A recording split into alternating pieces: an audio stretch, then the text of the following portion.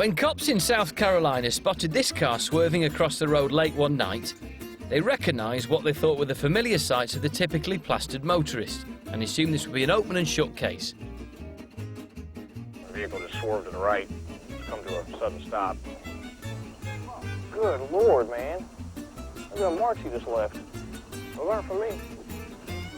They're talking about skid marks there, viewers. Skid marks. Anyway, the officer approaches for a quick chat. 45. Is there any reason why you slammed on the brakes and pull off to the side of the road? Because you asked me to stop. How much you had drinking on? When the driver admits he has been drinking, it's time for the sobriety test. Step out for me. But things don't go as planned. Got a judge. The driver seems a bit put out that his sobriety is being questioned. He explains that he's just collected his mother from a night job and is taking her home, but the police interpret his protestations of innocence as awkward behaviour and decide to search him. They sense the possibility that this bloke could be trouble, so one cop gives his pepper spray a good shake just in case. The driver continues to protest his innocence, but has by now adopted a blasé attitude that seems to really wind the cops up. The officer now moves on to the tried and tested method for determining if someone's too drunk to drive, hoping to wipe the smug expression off this bloke's face once and for all. But he does surprisingly well, and they feel he has the audacity to call into question parts of the test. I think you told me to pivot on my right foot, but I'm asking you because I don't remember. Okay, I explained the test to you. You did explain to me, and I'm asking you. One portion of the test is am I pivoting on the foot that is in front of me with my left foot, or do you want me to pivot on the foot that is behind me? Seems quite polite to me. This really winds the cops up. He's been real edgy, just real snotty with us and giving us a problem. Oh yeah, he's got a strong odor. Yeah, he looks like real trouble, yeah. And he smells. You can't say someone smells.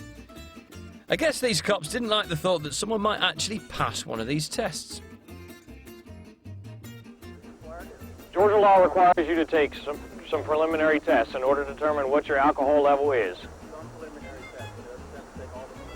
If you don't take the preliminary test, then your driver's license could be taken and suspended for 1 year. All he's doing is asking a few questions about what's going on. The fact that you're displaying manifestations that you are unsafe when driving on the roadway and under the influence of some substance, whether it be alcohol, drugs, or both.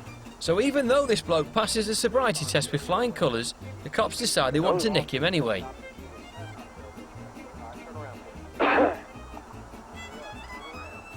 Hang on.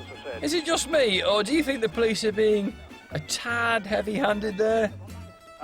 Get on the ground. Get on the ground right now. You're going to be tased. You're going to be tased? Put your hands behind What's your going back on? right now.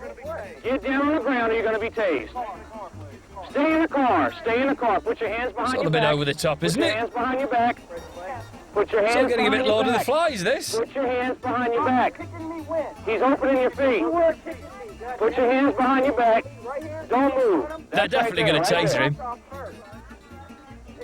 But even with the suspect flat on the ground and absolutely no threat at all, the cops can't resist a quick pop. Look, they've even got a song for when they're tasering someone. Stay in the car. Stay there in the car. So having neutralised the threat of the completely passive driver, the cops now turn their attention to the urgent matter of his elderly mother, who they pepper spray into submission. What's going on? This is unbelievable. This is almost like a microcosm of America's foreign policy. This is phenomenal. Unbelievable. What happened? What did we just witness? Sleep well.